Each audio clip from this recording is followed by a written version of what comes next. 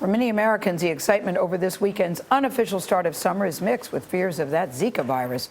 So far, more than 500 people living within the 50 states have contracted Zika while traveling overseas or by having sex with someone who did. Now, that includes 157 pregnant women who now may have the virus. And the numbers only grow when you add U.S. territories to the list. Our Dr. David Agus joins us at the table to discuss. So, David, good to see you. No doubt in your mind it's coming here. Where and when? Good to see you, too.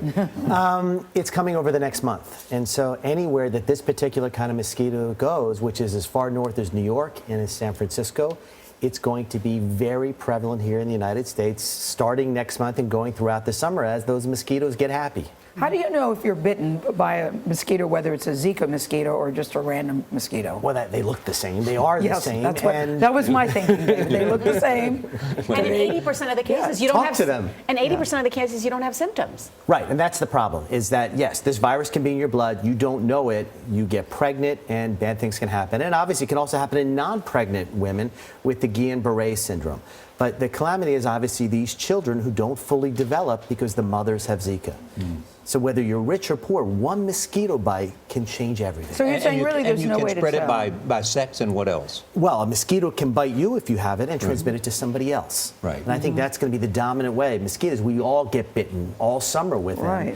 And so it's very scary. You know, and when you have Congress now saying we're not going to put funds out there, and you've got, the Senate approving less than Obama asked for, then Congress fighting back. I mean, we have to now start to protect Americans, and we have to figure out a way where every town can test their mosquitoes to know if it's there and tell people don't go outside. Okay, if we had a lot of money, what would we do? We would have every town would start to test all the mosquitoes every day, so we could start to know when it got to your town. And you would tell people, if you're pregnant or thinking of pregnant, stay indoors. Wear a mosquito net. Ain't sexy, but they work. Put DEET on, the only chemical that really blocks mosquitoes from biting you, and take every precaution you can. You really say when you're out in public you need to wear a mosquito net? Is that the recommendation? I think if your town has it and you are thinking of getting pregnant or are pregnant, yes, wear those mosquito nets. You could buy them for a couple dollars online, and they work. Wear long sleeve cotton pants, shirts, cover things up, wear socks. Why are you so sure they're coming here?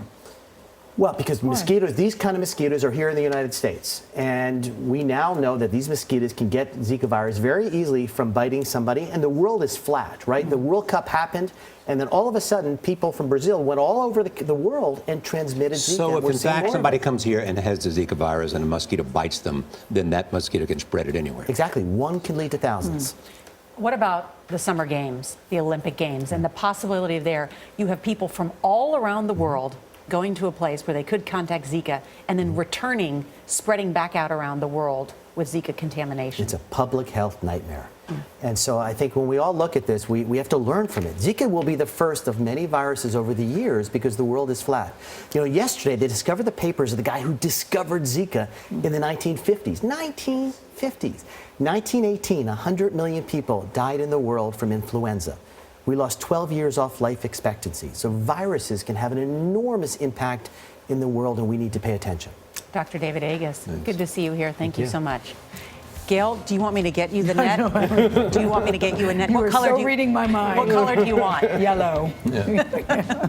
Does this have anything to do with pregnancy? Yeah, you know how concerned I am about that. Because I've told you if I get pregnant, it's a news story, and you can have the exclusive. Yes, you can. We're laughing about it, but it is a serious matter. Yeah. Thank you for reminding us that. We appreciate it.